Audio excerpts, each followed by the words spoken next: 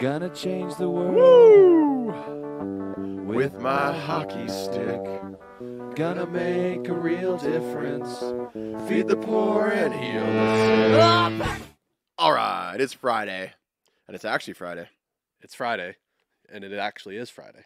Because usually we record on Wednesday and then post it on Friday. Well, usually, And- no, we and record on Wednesday. Tuesday. Sorry. Yeah, record on Tuesday. Then we get a Wednesday and Friday pod up. But today we're on Friday. Because it is hard to nail down Chippy and I the same place. Tell me about We're it. supposed to slow down in the summertime, aren't we? In the spring, right? Well, it's like all at once with the playoffs, I think, and then it Ah. slows down after, Yeah. pretty much. So we'll get together, get the boys together for the next one. Yes. I hope. Well, no, we're gonna be probably doing the Puck Daddy show without Chippy as well. Okay. But we're doing today an episode Yep. and tomorrow, so it'll be Alrighty. a Saturday episode for probably the first time ever. Wow. Saturday Epi coming up, boys. Yeah, ready on the weekend. I was just out in the yard Mm-hmm. pulling up dandelions. I hate every second of it. Can we just relax on the dandelions? Like, What purpose do they serve besides good for the bees? oh, they're wonderful. Dandelions are great. You can eat them. You can eat the leaves Mm. when they're young. Throw them in your salads. Italians love it. All right, so we should be more like the Italians and just eat the dandelions. All right, go out there and pick them, put them in your salads. Or just cut the grass and get it from the bag that it collects in, Just, Oh, even better. Yeah, mix a little bit of that essence of grass. yeah. Number 2, great for the bees, right? Good for pollinators. Number 3, they're pretty yellow flowers. You know, I was pulling the dandelions out, and my little girl, she's 7. She's like, "Dad, why are you killing the flowers? I like the flowers, Dad." And number 4, it's just a huge waste of time. Oh, also they provide calcium to your yard. If you have dandelions, it's because your yard sucks, and you should just leave them there because it's improving your soil. Oh, So here's the worst thing actually. Why do we not want dandelions? Why is it? societal norms. Societal norms. And do you know why that societal norm is there? Because some marketing company, some marketing department at some weed killing company started telling us that you can't have dandelions in your yard, otherwise you suck. I wonder if it was like It's something to do with they would take over your gardens when you're growing vegetables and stuff. And they were brought here by the French. I don't know, because they look nice and maybe because you can eat them. And then all of a sudden, I don't know, Scots is like, yo, we should tell people that. I thought you meant like Scottish people. Yeah, I'm going down the list. The Italians, the French. You got a history lesson on grass here. No, Scott's Garden or Scott's Yeah, Grass I or get it. Scott's Lawn Yeah, Care, whatever that company is. Took me a minute. They're just trying to make money off of us. That's all they're doing. Hey, let's create something that can kill dandelions. Oh, we found this thing that just kills dandelions. Perfect. How do we sell it to people? Tell them that they don't want dandelions. All right. Here comes Marketing the 101. marketing. Now no one wants dandelions because we told them they don't. And we can sell them poison to spray on their lawn. You don't need to. Just relax. And you know what's worse is if you choose to keep your dandelions. Your neighbors hate you. Yeah, exactly. Ah. You read my mind. That's the only reason. Because it spreads. Yeah, that's the only reason I'm trying to pull them up. What would be wrong with driving down the yard and seeing beautiful yellow flowers all down the boulevard? Nothing. But I see dark green lush grass, Petition the HOA. dark green lush grass, and then my yard filled with yellow flowers. I'm the only one. I have the pressure. And you've actually been trying to not. No, Like loosely. to be honest, I'm not going to fertilize my yard. I barely water it. I'm trying to set it up so that it's just self-sufficient. Because once you start fertilizing and watering, you got to keep on fertilizing and watering. Otherwise, you know what? And that's just money down the drain, everyone. I grew up on a 100-acre farm. We never once watered or fertilized our yard, and it was always perfect. It's fine. You get the odd weed that's a little bit prickly. There were weeds, but you don't know they're weeds if they're all just mixed throughout. If your Have lawn... you ever been sprinting through your yard and then you step on one of those prickly ones? Oh, Those aren't fun. Those are okay. Those are the only ones you should pull. The thistles. yeah. Oh, that was the worst. Just full on sprint and you just full force. It's like foot running down. into a cactus, pretty much. Oh yeah, okay, yeah. Those are the only ones you can pull, And they're always lower than the rest of the grass, Yeah, so yeah. you can't see them. and they've got one like just spear in it, yeah. poking up. Yeah, but like, okay, I planted clover. I'm throwing clover down in my yard. Good for the Dandelions, bunnies. It's great. Bunnies love it. It's a nitrogen fixer. We're getting a lawn lesson here, all right? Everyone, He's going into the chemistry of Ever- lawn science here. everyone relax, okay? Don't pull your dandelions. Make dandelions normal again. If everyone just liked them, nothing would be wrong. And we could all just have dandelions in our yard. And you know what? It's a huge waste of time. If you're sitting there thinking about how you need to kill your dandelions and pull your dandelions, you're out there weeding your dandelions and spraying your you're wasting your time. Just leave the dandelions in the yard and then use that time for something better. They also only lasts for a certain amount of time. Yeah, it's kind of like a June thing, eh? Yeah. Yeah. Like they kind of seed or whatever, right? Like they dry it, they spread, Mm-hmm. and then they sprout again, and then they kind of go away on their own. Oh, that's another great thing about dandelions is when they get that nice little seed globe and you can pick them and then just blow them off. Yeah. Every kid did that. Yeah. Oh, you're trying to rob that of children? Trying to rob the fun. Hey, if you weed your dandelions, you hate children. Well, children like to pick the flowers and to blow the little seeds around. So On that note, stop weeding your yard. Just relax. Go do something else. just chill, dude. Find Chill. a different hobby. All right? If you see someone, tell them, you're wasting your time. Start a whole long conversation about their lawn. Yeah. All right. All right, big night in hockey last night. This episode is brought to you by Muskoka Brewery. Tread lightly, one of the best light beers you can get, crafted in the heart of Muskoka. I always have Tread Lightly and Hazed and Confused in the fridge. You know, either I'm going to be having it when the boys come over, right? I always got it on supply. I spare no expense. And actually, something that they just did, Muskoka Brewery. Mm-hmm. So this used to be a premium beer. You pay. It still is, It's- arguably. it's still a premium beer, but without the same premium price. Ooh. Yes. So they've dropped the price on the 24 pack. Mm-hmm. So now if you want to have a better tasting beer, you know, you grab the Tread Lightly And support local. and support local. So if you want the light lager and you're usually reaching for the other guys, grab the Tread Lightly. Trust me, Mm-hmm. it's a tasty beer. And it's available in a new extra tall can. Oh, they got the big boys. They yeah. got every size you could ask for. Yeah. Go grab them from the local LCBO, beer store, grocery stores, or from Muskoka Brewery online. Or go straight to the brewery if you're in the Muskoka area. Yeah, right? there you go. That's even Swing better. by, make a day of it. Grab yourself a case. All right, big thanks to Muskoka Brewery for sponsoring the pod. Let's get back to the episode. The Carolina Hurricanes punched their ticket to the first tee box. Like, what game did you watch? Yeah. Do they not know that if you just want to go golfing, if you want to choke, do it in the first round so you can golf sooner? Smart. Yeah. Like, do it like the Leafs. Leafs You know, playbook like here. the Leafs are already on the 9th hole. They're going to have to meet them on the back 9. Yeah. Here's the thing. If you're it's good.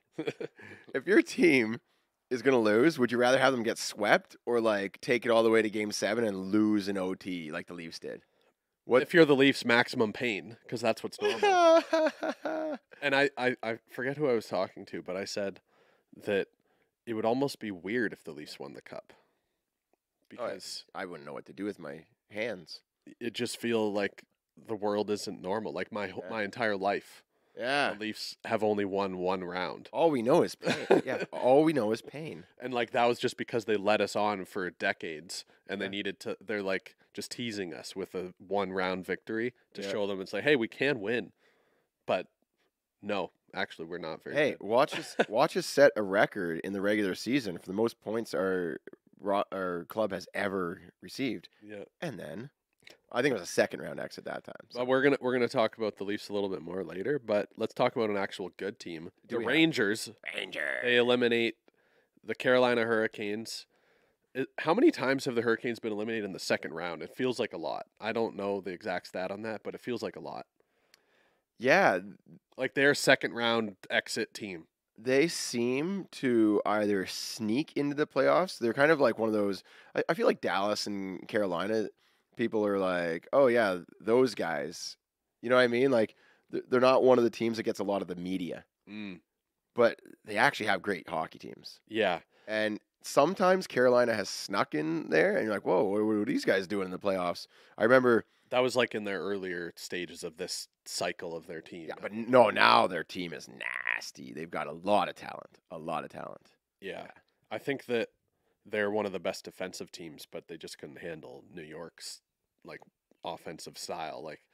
Like they if they could have controlled the offense more, like the neutral zone, I'd Yeah. say, then they could have won that series. I would say Carolina is a little fancier if you look at their players individually, and New York is more of a gritty power type of team. Yeah, they're like a north to south type of team. Mm. And I'd say Carolina they seems like I don't know, I was watching the game last night and it seemed like and it actually worked for them a couple times. They like to shoot the puck low and like try to bang in rebounds and all this stuff. Yeah, get on net, Like drive the net. they're not going for the flashy No. like upstairs shots or No. like they don't seem to score the ones where it's like a one time across and they go like top shelf, you know, like they're just Right. they're always like feeding it through the middle of the slot Shoot and trying to just shoot it low on net and get a rebound. shoot the puck, drive the net. Shoot the puck, drive the net. Yeah. Right? Yeah. Hard hockey. And like a goalie like Shesterkin, you're just warming him up, you know? You're just like feeding the monster, like making him feel good about making all these easy saves, you know? Oh, that's funny. Because like you know, as a like if you're a goalie or like a player, the more puck touches you get, the more like you kind of get into the game. So I feel like they just did a good job of getting Shesterkin into every game.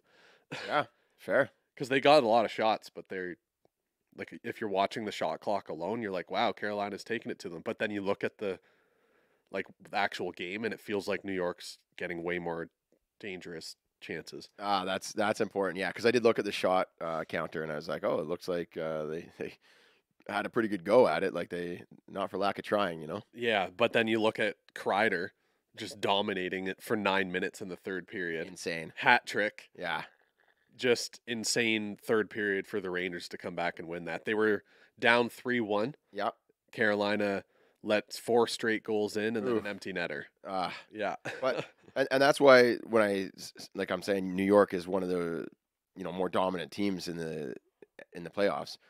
It's because of guys like that where Kreider can just like Turn it on. I'm gonna just get a hat trick in the third period, Which is weird because lots like of he hasn't actually I mean it's not weird, but that's the thing with the Rangers is he hasn't been actually like doing that much in this series. No. And then all of a sudden he gets a hat trick when it matters, you know? Yeah.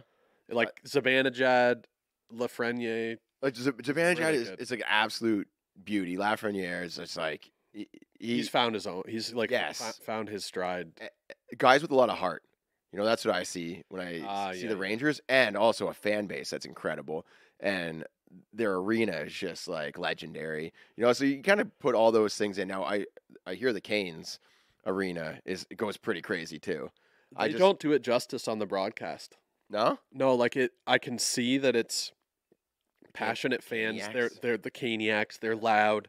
There was actually a lot of young kids there. That's and they, awesome. And they to see kept that. cutting to them crying after they went down a goal in the third period. And I'm like, and Shane and I are watching, we're like, why are they showing this? And apparently they showed it on the Jumbotron too. Oh, At the actual arena. I'm like, that's just savage, man. yo, could you imagine? I got on the Like Jumbotron. it's like a kid Mason's age. Or something. He's just got like a towel over his face and he's weeping. like crying. Yeah.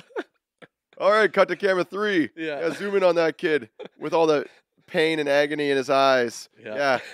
Enhance. Like maybe Enhance. Hold it. Hold it. Hold it. Okay. let now, it sink in. cut to the 4 people on their hands and knees. I need more tears. Who's directing that Jumbotron? Yeah. We need to have this whole building weeping. Yeah. I mean, yeah, to put it on the broadcast makes sense. You want to see that emotion, like, you know what I mean? But on the Jumbotron, I know. it's a little crazy.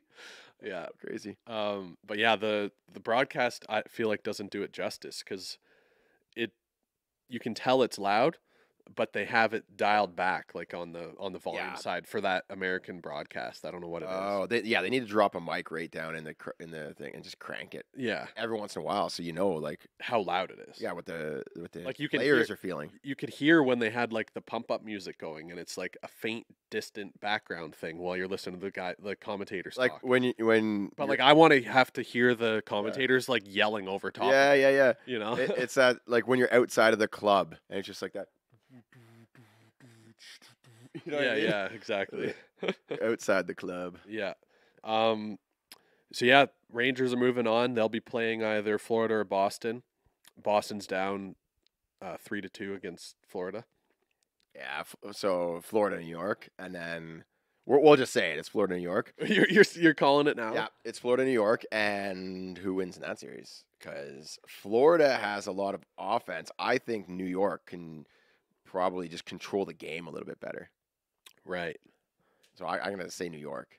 I think I give the edge to New York just on goaltending and how they like the system they play. Yes, that's what I'm saying. They kind of match. Like they're kind of a similar style, like in terms of their offense, but Mhm. defensively the Rangers are a lot better.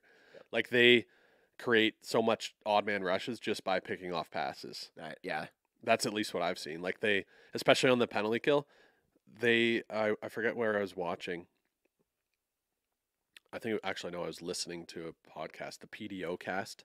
oh yeah, It's like for nerds, for hockey nerds. hockey nerds. Yeah, if you want to go check that out, I look it up. It's a good listen if you want like to get in the details of it. Daryl Belfry comes on it sometimes. Oh, nice. He's a beaut. And like he's really good at breaking down the individual players. Oh yeah, he has an And, eye like, for the game. It's crazy. Before the playoffs, they talked about Logan Stankoven on there Nice. and how he's really gonna find his own. And then of course he's been yeah. lighting it up. Like Yeah. just they moved him up to the first line and In the playoffs, did he? yeah, because Pavelski hasn't been Sick. doing anything, so they moved him up to the first line and he's been dominating. I've been following. I haven't been watching the games, but just following. Like, I'm like, oh yeah, Stankoven. We were begging for Dallas to call him up, and I'm like, I'm sending him a DM like, yo, when are you getting this call up, man? Like because he was tearing up the AHL, Yeah. their AHL team. They finally brought him in like the last 20 games of the season or something, and he Let him nurture. a he little did bit. not wait. He did not wait to start producing. Yeah. Then the playoffs come around, a little bit different. Okay, maybe they'll hide him down on the third line, right? And it took a while for him to get his first goal because I would check every night after their game. Oh, did Stankoven score? He got his. It took him a little while, but that's nice that they're throwing him at the top line. Well, That's insane. Pavelski basically played himself out of that spot, Okay. and then Stankoven scored his first game on the first line. I'm pretty sure. Okay. It was like they moved him up, and then shortly after, whether it was his first game or not, I'm not sure, but Yep. he scored once they moved him up the lineup, That's great. and That's like great. makes sense. Yeah. Him and Wyatt Johnston. Oh, Wyatt that- Johnson is going crazy. Yeah, they're just like next level, man. They're the small people are taking over. Like it doesn't matter. Like if you play feisty, Yeah. and you my win gosh. puck battles, like Stankoven is like a spark plug out there. he got leveled a couple times by Oh yeah. like Taves on the Avalanche just leveled him once, and Mason leveled him once. Oh yeah. Like he just gets right back up, and then he's first on the puck again. He's been hit before. Yeah, right? he's a puck daddy. Oh yeah. Yeah, I just pulled up the Rangers penalty kill percentage. You were talking about their penalty kill. yeah. 89.5%. Oh really? Wow. Penalty kill. Yeah. That's like that's how you win hockey. Oh, I didn't even finish what I was trying to say. Oh, sorry. I think it was on the PDO cast. They were talking about their penalty kill and how they play more of a traditional box. Oh yeah, it's working for them. And- Number one in the league. penalty Yeah, kill. and Carolina is trying to like funnel stuff through the like diagonal seams to the net, but they have a box, so they're just picking passes off and getting 2-on-1s all the time. Oh. But it's like everything goes through cycles, right? Like the diamond penalty kill is so popular because so much of the power plays use the umbrella where there's a guy on Yeah. the top.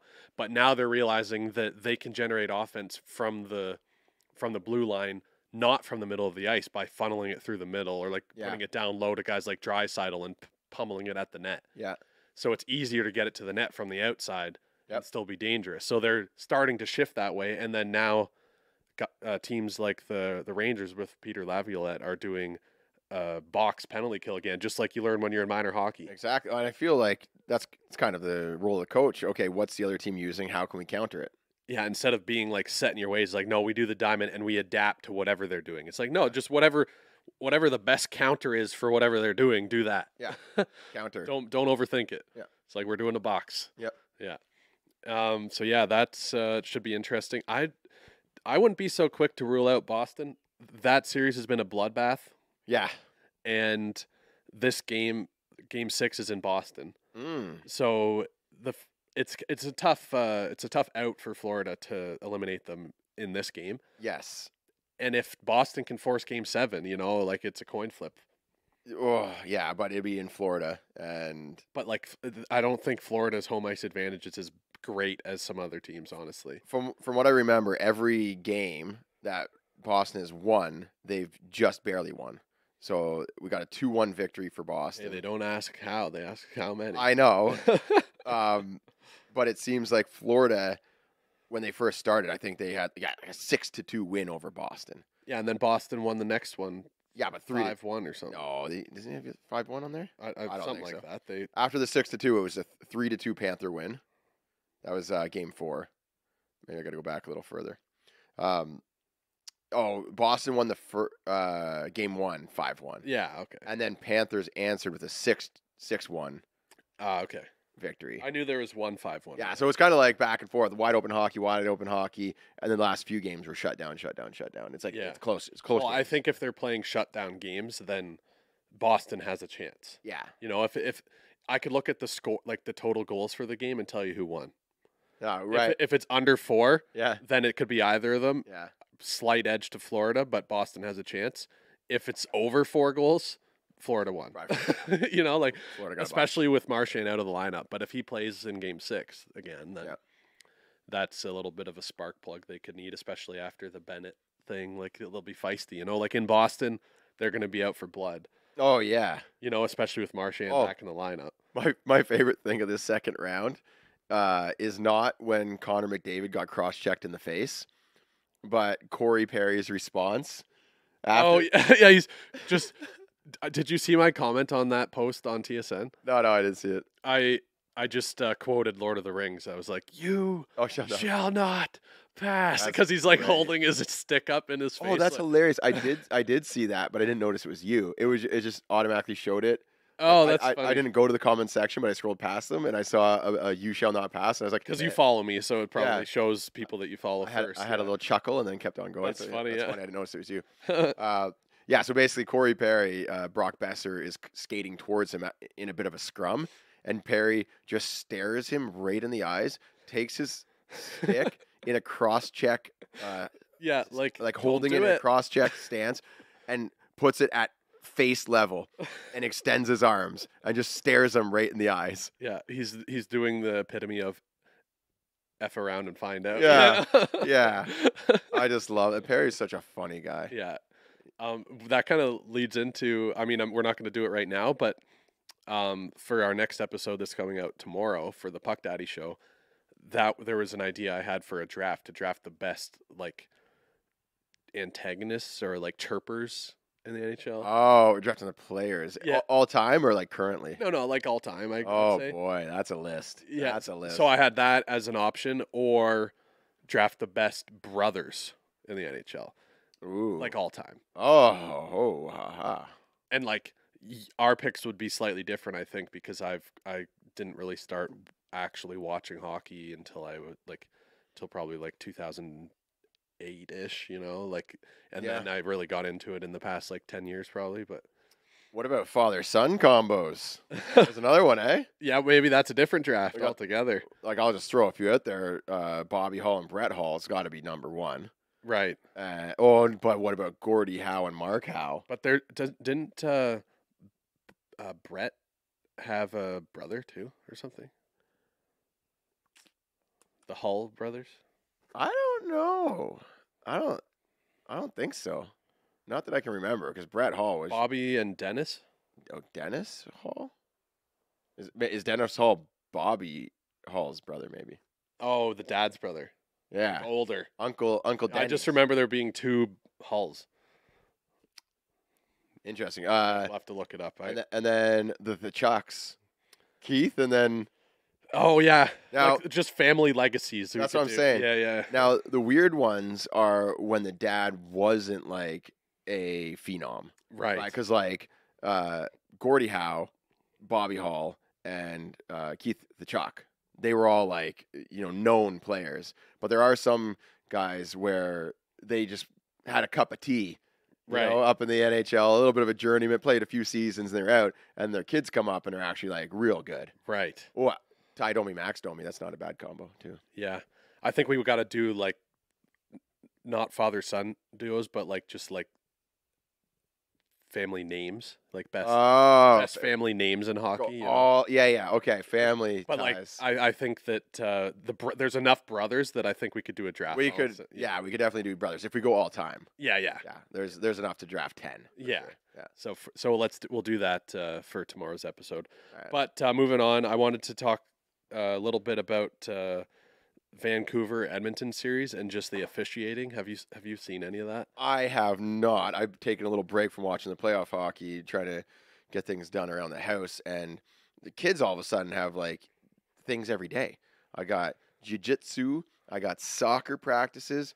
The kids are still going to hockey, which I'm It's like, leading into summer. oh my gosh, yeah. So Weren't you the one telling everyone to just take it easy, let your kids have some time off, like for the off season? They don't need to be playing spring hockey, summer hockey. Yeah. Take it easy. Yeah. And here you are. They're playing every which sport, going every which direction. Well, they are playing other sports at least. Yeah, that's true. Okay. But yes, what I said, I did a little rant on Instagram, basically saying, guys, first you get the emails about the post-season skates, and then the pre-tryout skates, and then you got your tryouts that you go to, and then you got your post-tryout skates, and then your spring hockey and your tournaments, and then you got your summer hockey camps, and then you get your preseason skates, and then you've got the hockey season starts again. You know what my favorite skates are?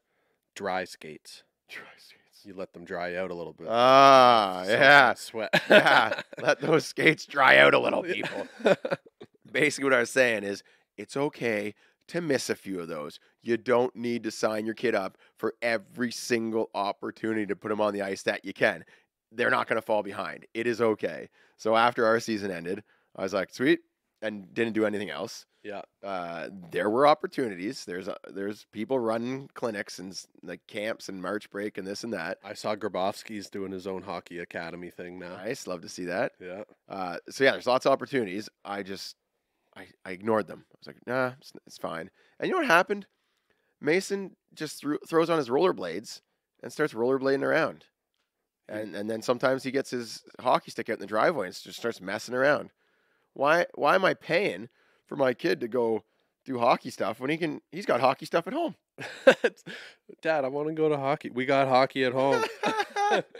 But actually, if you're going to play hockey at home, you probably are best set up to do hockey at home with the sport court. Oh yeah. The netting, you got about 1,000 kids hockey sticks in the garage. Yeah, that's a million pucks. Yeah. Tiles everywhere. But the thing is, if the kid wants to do it, they'll do it. Yeah. And sometimes it's better if they are choosing to do it. If you're taking them to places, you're making them do it all the time, maybe after a while they're like, oh, I'm sick of doing everything Dad signs me up for. If your kid loves it and wants to go out and is begging you to take him out, sure, that's fine. Mm-hmm. Right? But yeah, eventually if your parents are taking you to all these things, you're going to get tired of it. Get burnt out. Huh? Well, that's like why so many kids play competitive like AAA hockey until they're 17 and then just quit cold turkey. Yeah, like I'm done.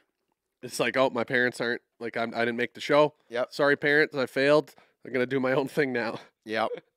Like that's just the reality of what happens, and you have to accept that as a parent that not everyone's gonna even make the OHL or Junior A. We play against a lot of ex-AAA hockey players in our men's league, and you know what? They're hockey players. Mm-hmm. So if you're dumping a ton of money into your kid, you're making some hockey players for men's league, and they're not even tearing up the men's league. Not all of them. Some kids are. Oh, what was your other rant?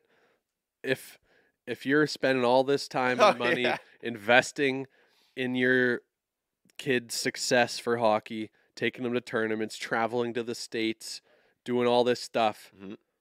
Then they turn 18 and they can't cut it. They don't get drafted. They don't go anywhere. And they decide to play men's league. Why aren't you coming out to the men's league games? Where are you, Mom and Dad? Where are you now? A couple years ago, your face is pressed against the glass, arms crossed, yelling at the ref, yelling at the other players, yelling at your kid. You're giving them guilt trips on the way home, long, awkward, car rides home. And then I missed that. I want that. Yeah, and then right when they get to the men's league, you just give up? No, you got to get out at the men's league game. Bang on the glass. Dream's not over. Yeah, you got to give them the arms to tell them to skate. How are they going to know to shoot the puck if you're not there in the men's league? Do we need to hire some parents? We're going to hire some hockey parents to come and tell us what to do. That'll fix us. And then they drive us to the rink, pick us up after the game. Yeah, I want to be 35 years old, get off, and have my dad standing there. Guess just another game, huh? Guess it's just. You know how much this men's league costs? You know how much I pay for your equipment every day? You know, you had to bring beer tonight. It cost me double. You know how much a case of Busch costs these days? And this is the type of effort you put out there, Jeremy? You mean a case of Muskoka Brewery? Quite Muskoka Brewery, sorry. Yeah. It's great beer, but it's not like the cheap Busch Light. No, it's actually bad. You know how much I wanted to spoil you today, so I got the case of Muskoka Brewery for your team. And that's the effort you put. You're on dinner tomorrow. That's what I want. I want the hockey parents doing that. Okay? Don't give up on your kids once they join men's league. You come out to all those games too. We need eBay or not eBay. Kijiji isn't quite as weird as like Craigslist. Yeah, but we need to find someone on Kijiji that will that'll do that for us. Just pick us up, bring us to hockey. Yeah, be our hockey parents. That'd be great. That'd be great. We should do that. Well, actually, I never got to the hockey part of my rant. Oh. Anyways, so I have a friend invite Mason to play in a hockey tournament in the summer, spring or whatever, and I was like, yeah, sure. Signed up, and like just a weekend thing. Yeah, it's weekend. That's not bad. Oh, it's a slippery slope. Oh, slippery slope. Anyway, I was like, yeah, sure, we'll do one. We'll try it out, get Mason out, because these are all like the rep kids, and Mason played local leagues. I was like, yeah, let's get him a taste of like what these kids are, play like. Right. Kind of show him the next level. And he's got friends on the team. Oh, so that always it's helps. Fun. Yeah, because then he's not going to be like, because if I know anything about Mason, he gets pretty anxious in like new settings, Well, and I kind of I like to continue to expose him to those types of things so he learns to deal with it. Yeah. Right. So we got a team. He knows the kids at least, but he's going to be playing against good. Like it's a tournament, spring tournament. Yeah. These guys put together. There's kids that played like double A, triple A that will come down to those tournaments sometimes. Yeah, that's what I was worried about. I was worried we were going to get smoked. Yeah. But it was well put together. The teams were all equal. Like they were teams that we would normally play, like same sort of like caliber. Like we weren't playing like the Toronto Marlboros or you know what I mean? Yeah. Like the Chris Versteeg Clever Hockey League teams or something. Right. Yeah, you were telling me about that. A team came from Newfoundland. Whoa. Yeah, they got all the best kids. I guess that's a benefit of doing it in Toronto, right? Yeah. You can fly over. It's pretty cool. So they got all the best kids from Newfoundland in that age group, put them in the tournament.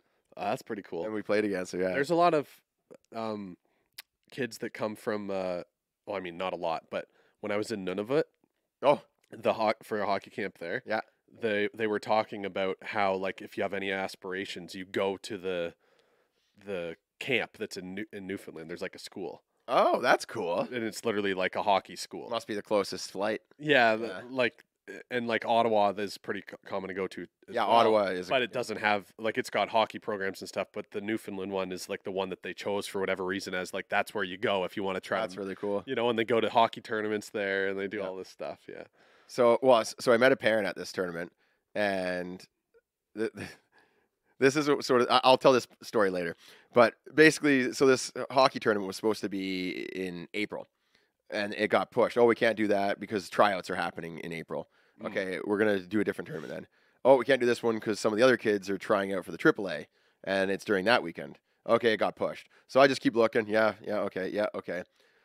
Turns out the tournament eventually gets pushed to a May weekend, and I see the schedule come out Friday, Saturday. Cool. What was that on? What's on Sunday again? Oh, Mother's Day. Oh, it's Mother's Day on Sunday. Oh, no problem, because we play Friday, Saturday. If we make the finals, which we probably won't, because we're a small town, and we'll probably get walked on in Toronto tournament.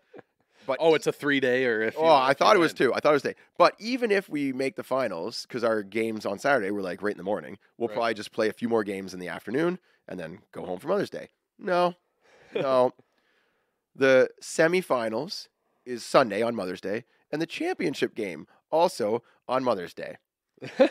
What are we doing putting hockey tournaments on Mother's Day? All the hockey moms are already there. so- Completely unforgiving. Not Sammy. She ain't no hockey mom. She's like, I don't want to drive an hour and a half to Toronto and sit in a cold hockey rink on Mother's Day. She cares about that? No.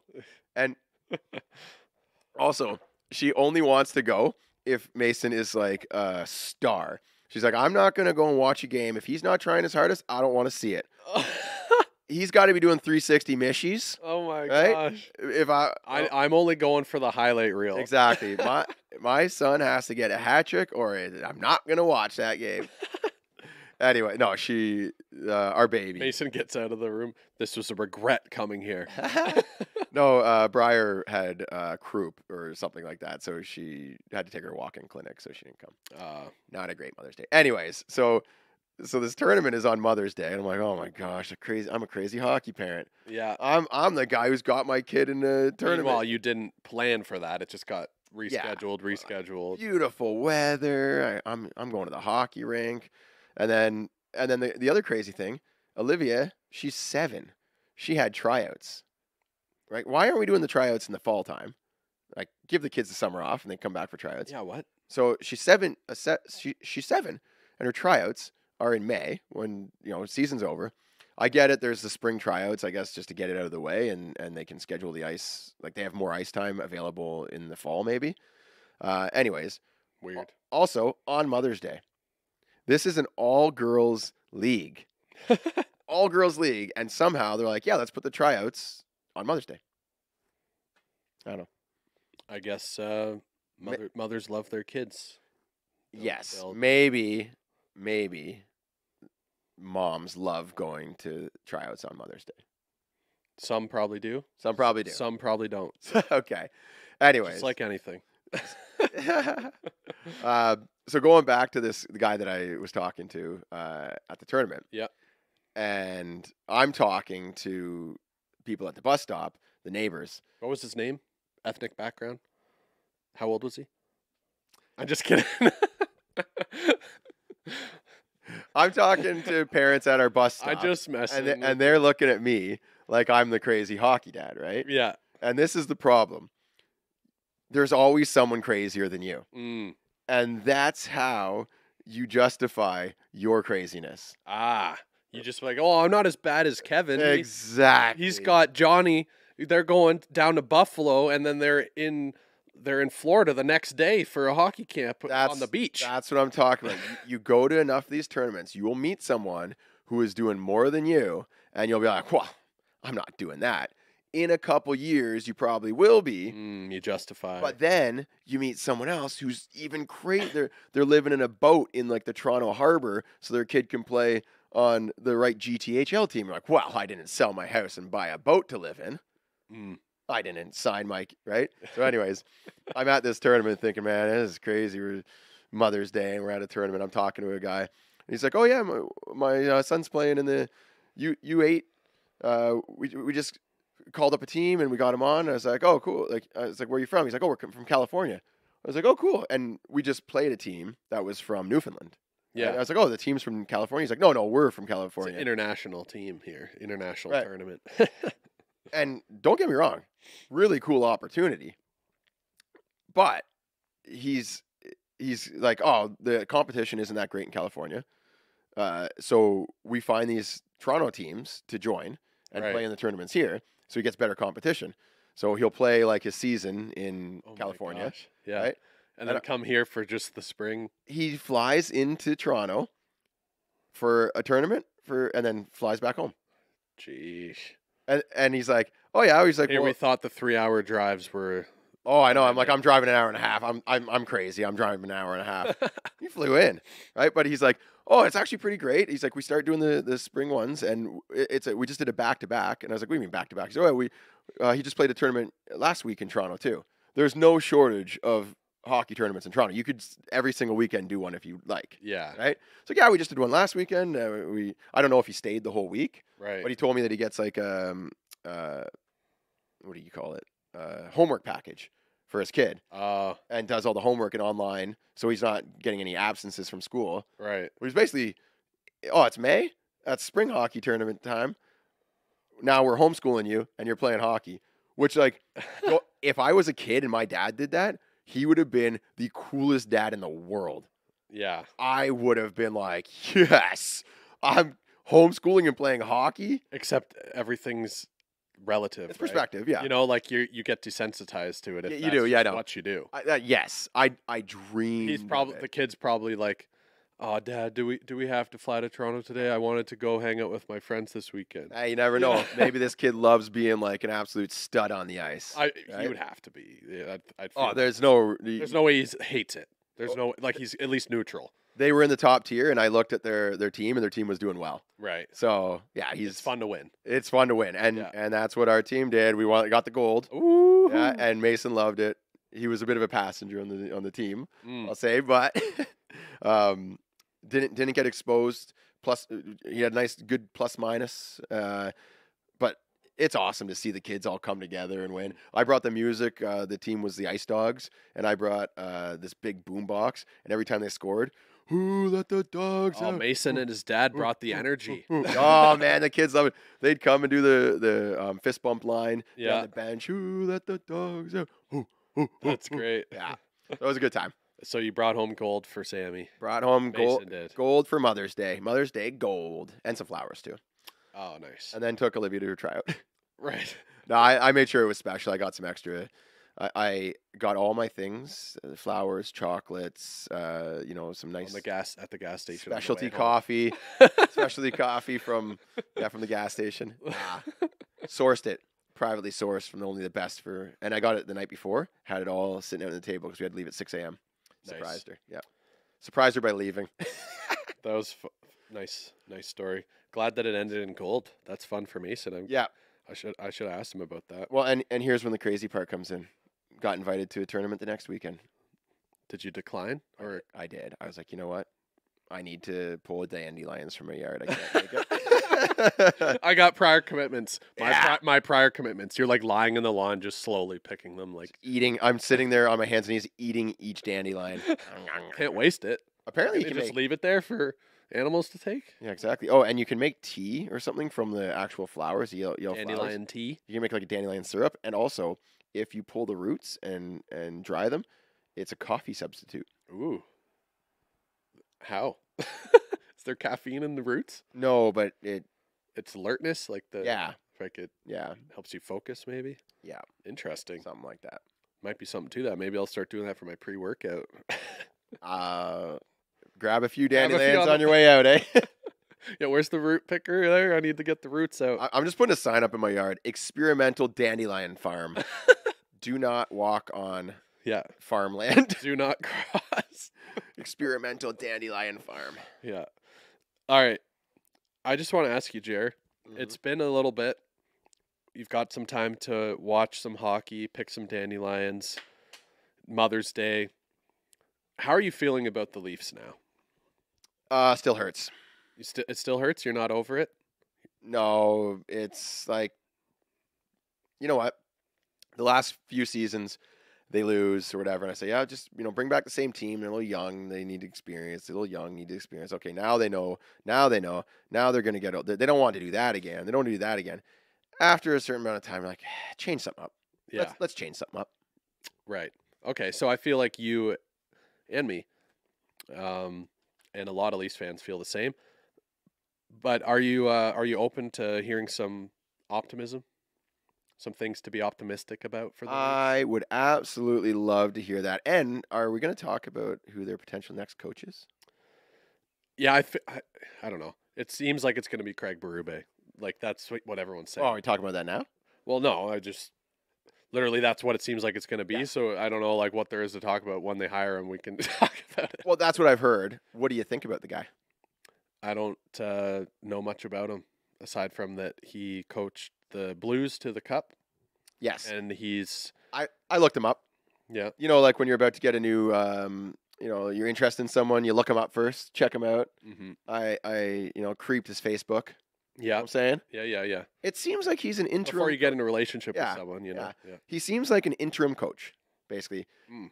Every coaching position he got was basically someone got fired and they needed someone really quick. And interim coach Craig Berube.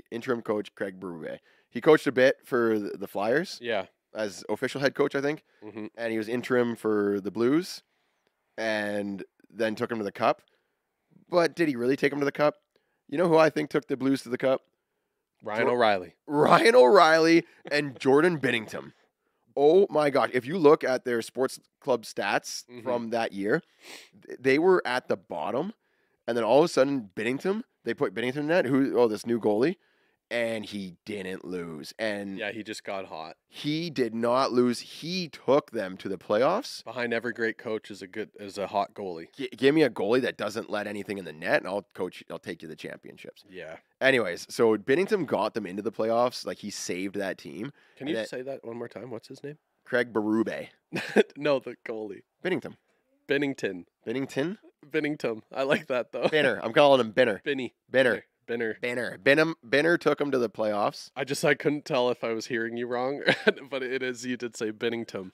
Yeah, I did. Yeah. Okay. It ends with a Ton. That's Binnington. Hey, I went to a Stanley Cup party, all right, buddy?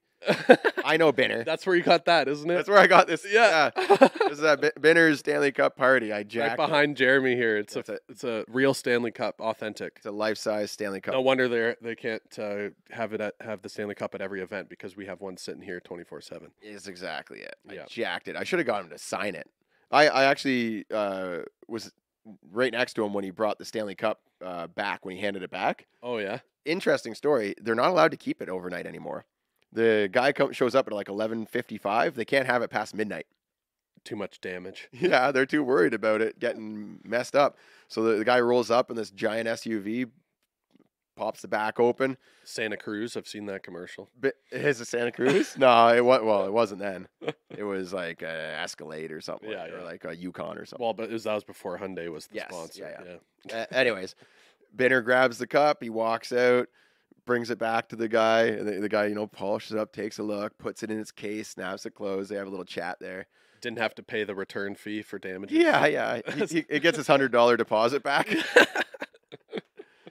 Anyways, so Binner took that team to the playoffs, and then Binner and Ryan O'Reilly took them to the finals. Yes. And won that cup. Like, that was insane. It was a magical. What Ryan O'Reilly did. Yeah. Just became a new person.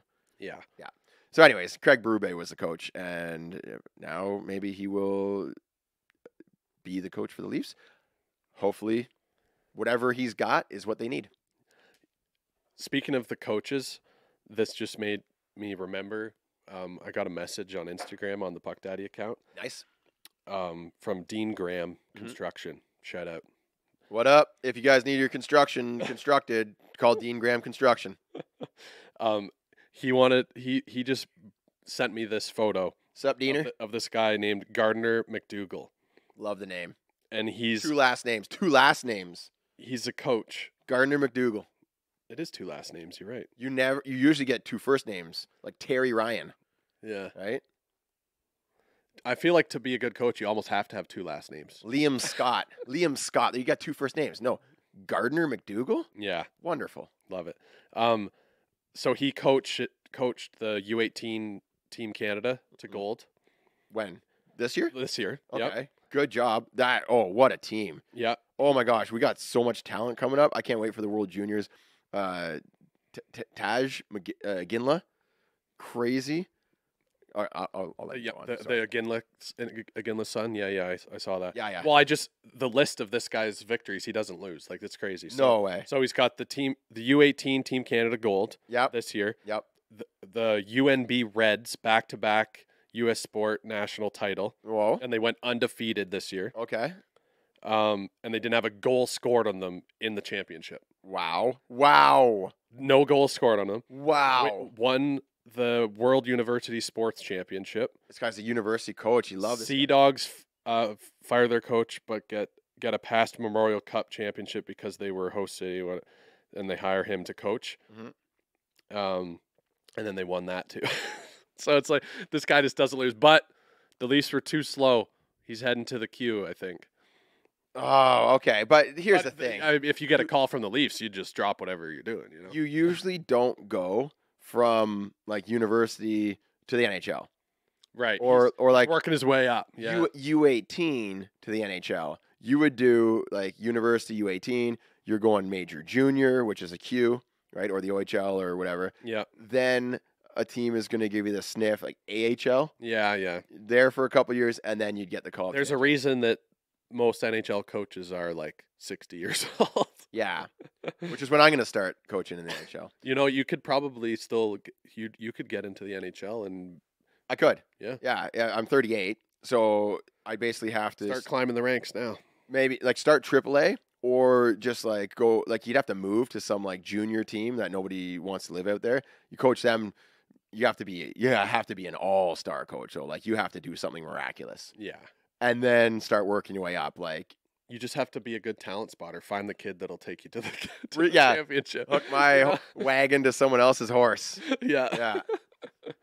Yeah. No, the best coaches are the ones that can work with what they got. Bring a team together. Yeah, but like to just win championship after championship and to have like for a youth team to have no goals against. That's crazy. That's It is good. pretty He's doing something. Yeah, he's doing something. Yeah, for a youth team, like he used some type of system and good leadership, good communication. Yeah. He had those guys wanting to play for him and wanting to play for each other, right? Like he's binding that group together. Yeah. And then as they start winning, it starts bringing them closer together, Mm-hmm. right? When you're losing, it starts tearing you apart. You get that negativity. Yeah. So if you're a good coach, you get them winning early, and then you use that to help connect everyone. Gardner McDougall. Gardner McDougall. Let's get him on the podcast. Keep the name in the back of your head. He's going to be coming on the pod. Yeah. We're gonna reach out to him and see what he thinks the Leafs need.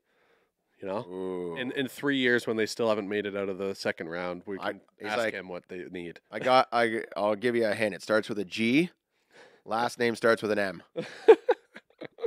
They need him, They need a Gardner. not a GM.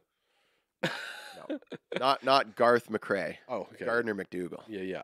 All right, Leafs, back on what I was going to here. Some optimism. Optimism. Austin Matthews plays for the Maple Leafs. Did you know that? I heard about it in the regular season. He does. Oh, what do we go? But yeah, Matthews plays for the Leafs, and there's no talk about him going anywhere. He's still under contract. No one's gonna trade him. Yeah. He's still one of the best goal scorers of all time, pretty Yeah. much. Like, When you get 69 goals and the second place is not even close, then it's it's hard to complain about that. How many teams would die for a player like that? Yeah. Even if they don't have any of the other guys on the team, Teams like goal scorers. Exactly. So there's always that. Mhm. Cap space is coming. JT only has one more year on his contract. Mhm. Everyone wants to fire him in the sun right now, but like it's only one more year. Yeah. You keep him, maybe take the captaincy away. Yeah. And then that opens up the conversation. Like, okay, do you want to stay as a depth player? Mhm. Sign like the Jason Spezza contract, Oh yeah, give me a league min. JT league min. Yes. and like play third line center. By the way, quick aside, how does JT just play normal? Like he goes and stands in front of the net, plays like old man hockey basically Yeah. for the Leafs.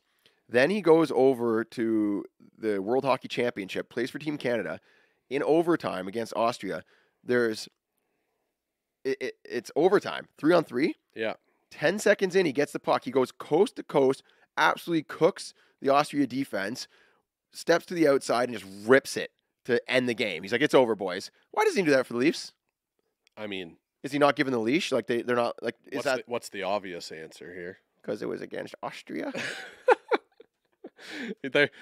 Compared to playing in the NHL playoffs, it probably feels the equivalent of going and playing spring hockey with Aye. your old But high school friends. I feel if you go 3-3 against like the Kraken or Coyotes or something, maybe you got a little room to move out there. No. Sharks? I mean, the Sharks are pretty bad. Yeah. Maybe you could do it against the Sharks, but like the skating speed of the NHL on average is just like so much higher. Yeah. And like the edge work and the closing of the gaps and Yeah. Okay. yeah.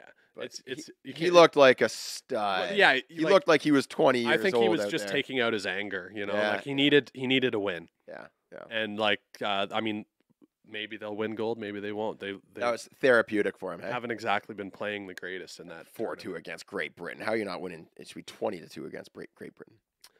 Can continue with my optimism. Yeah, yeah. Optimize me. Let's not be negative here. Optimize me. Yeah. So cap space is coming. Yep.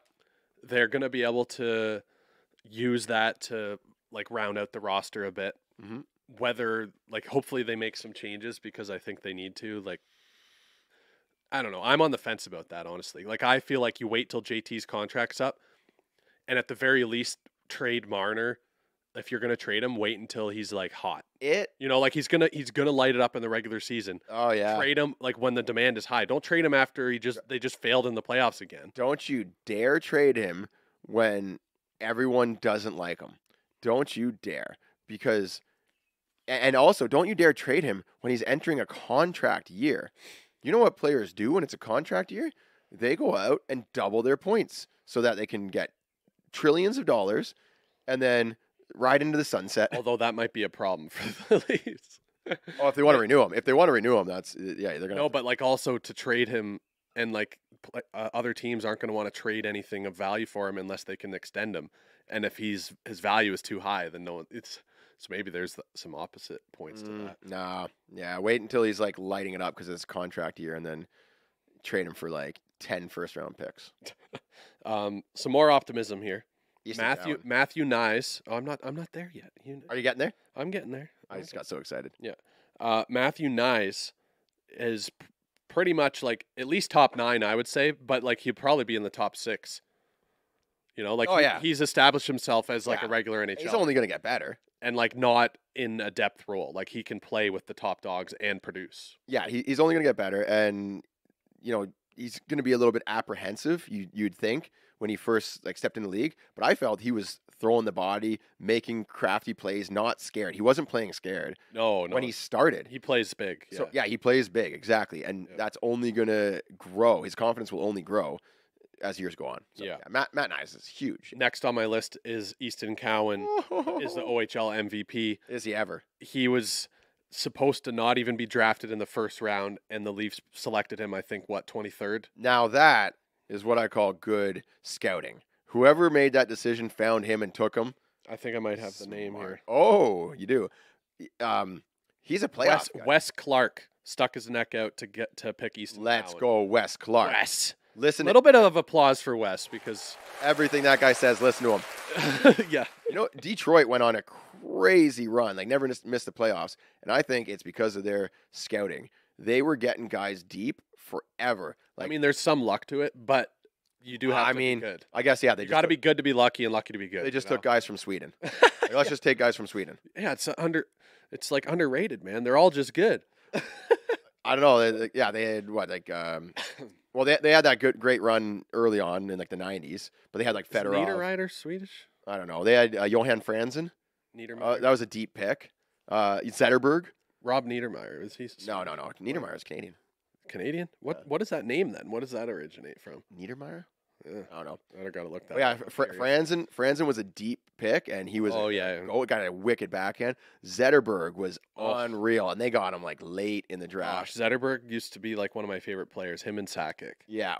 And Datsuk. Datsuk, Russian, but still they got him real late. So I don't know how but somehow they would just come up with all these studs in like the 3rd or 4th round, and for whatever reason they come out in Detroit, they're going to be amazing. Like, how do they find those guys? I do think that in recent years, like in the past, like 10, 15 years, basically post-lockout, the drafting has become much more of a priority for everyone, and they're not overlooking as much markets. Harder to find those except unless you're Arizona. Put no money into your. Nothing worse than like You just get as much picks as you can oh, and mess them all up. but there's nothing worse than getting like the third overall, and you look 5 years later, and they played 0 games in the NHL. You're like, what happened? Who is this? Like Yeah. you see like, oh, it's Austin Matthews, Jack Eichel, and then Dan Zadornov. Yeah, And you're like, who's Dan Zadornov? I've never heard that guy in my life. Like, how is he stacked up against those names, right? Yeah, it's tough. Yeah. I do think that like, so lots of organizations focus on the drafting now. Yeah. But it's the teams that focus on the player development and like discovering talent that you have. Yeah. Because like so much of talent is just opportunity. Like there's so much talent, like everyone that gets drafted has talent, you know? Oh, yeah. And you don't know the full form of that unless they get to play against top competition. So it's about giving the right players the right opportunities at the right times and having those systems in place. Like Dallas, for example, yeah, they've made some really good picks like Wyatt Johnston, Stankoven, Robertson. Yeah. They've landed on all these picks, but they've had a system in place that fosters that young talent, and they almost grow it like a little seed. They're like, when they draft them, they planted the seed, and they're watering it, and they're caring for it. They're giving it the sun they need. They're not just like, oh well, this draft pick didn't turn out to be anything. They didn't make the NHL the next year. Yeah, you know, they're like giving them the opportunity at the right time to succeed for their skill set. Yep. And I like just like that's something that is going to be the biggest thing about finding the best players now, because yeah, the first like 5 picks are always going to be great. Mm-hmm.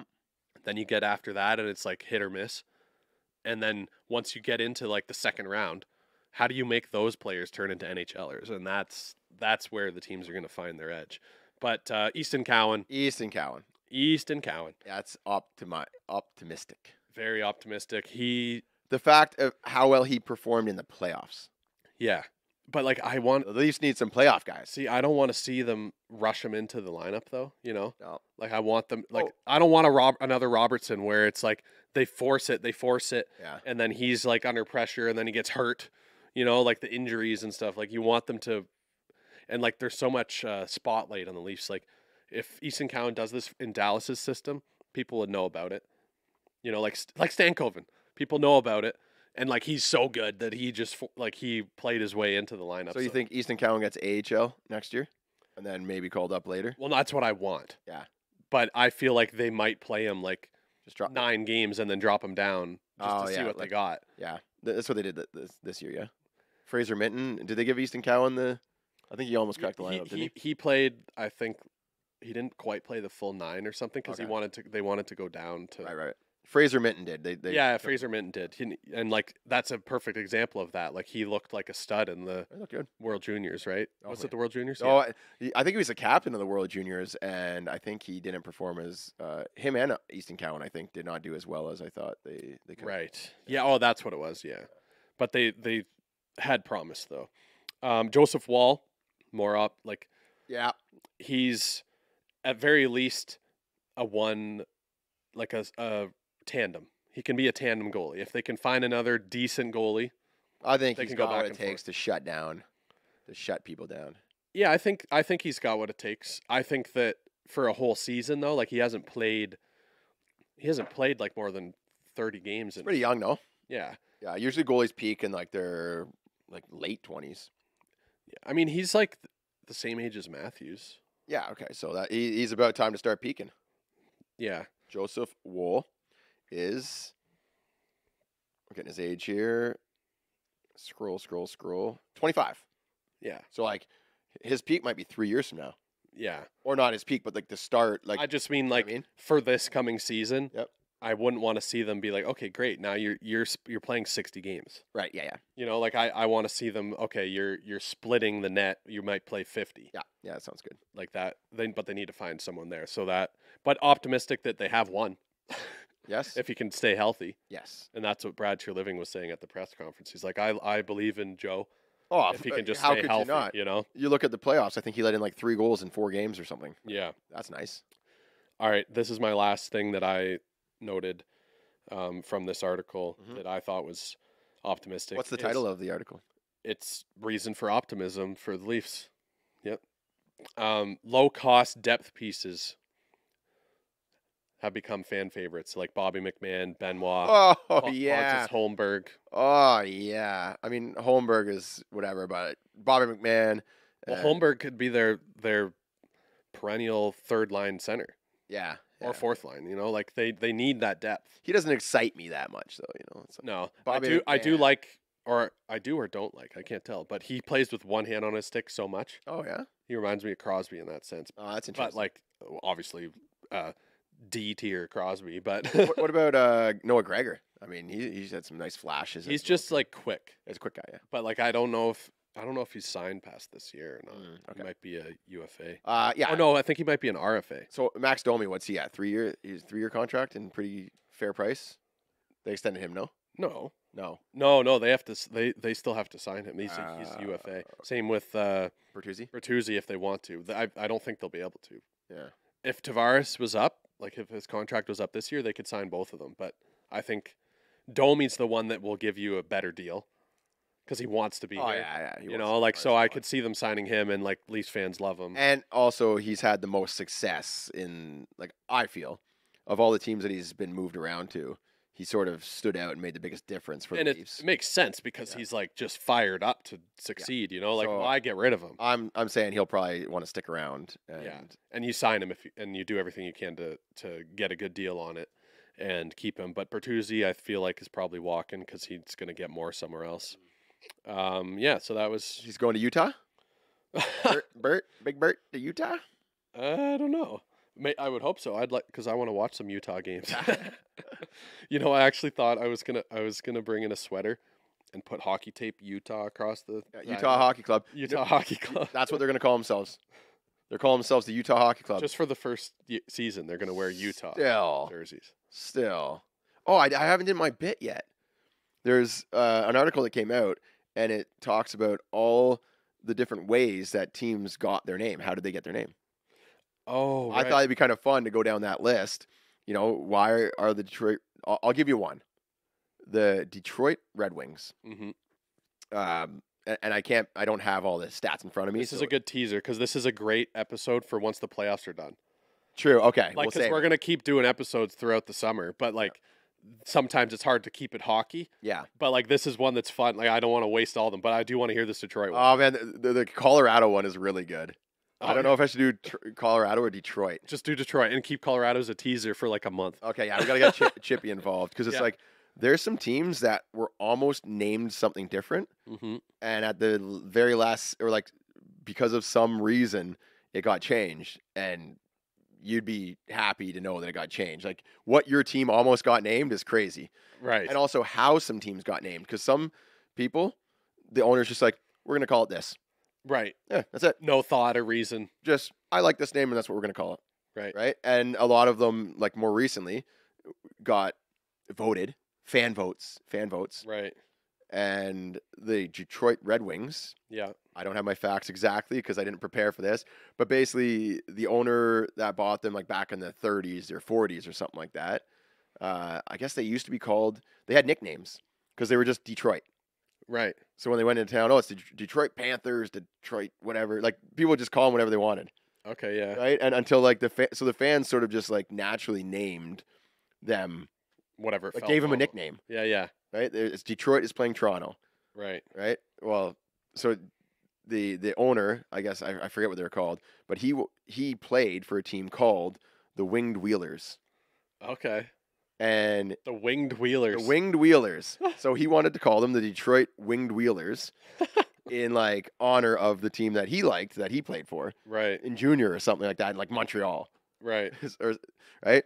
So he was going to call them the Winged Wheelers, and he actually hand drew the wheel with Oh, interesting. yeah, and I don't know. Someone said, "Oh, the Detroit Winged Wheelers sounds like mouthful. it's a mouthful," Yeah. and they argued that with him. He's like, "Okay, well, we call them the Red Wings." Right. So it's just the owner just decided, and it's named after some other team called the Winged Wheelers. That's That, cool. that he Yeah. liked. Yeah, so, I like that. Yeah, I'm interested. So you have to do your research. We can do. I'll bring up. We could do like I guess because it's only the really old teams that will have stories like that, probably. No, you'd be surprised, man. Like, All right. Well, do like all the Eastern teams and then all the Western teams, or vice versa. I'll just grab the interesting ones. Okay, sure. Some of them aren't that interesting. Right. All right. So we'll prep that for another episode. I'll talk about the Maple Leafs. Do you know why not right now, but Right. do you know why the Maple Leafs are called the Maple Leafs? No. Which is crazy. Isn't that funny? We're such diehard fans, but we don't know what the Maple Leaf stands for. Yeah. Stay tuned for another episode. All right. Stay tuned tomorrow for the Puck Daddy show. We're going to record that. We got a fun one for you. Sty, no sty. Yep. I got some a fun draft planned. So Awesome. Don't weed your lawns. let the dandelions grow. Don't spray poison. Just chill, dude. Relax. Relax. Work on your stick handling instead. Yes. You don't need to be pulling weeds. Or at very least, make some dandelion tea. If you pull weeds, make coffee with them. Do you wear wigs? Have you worn wigs? I think I probably should, to be honest. Like, look at this. This is kind of crazy. When will you wear wigs?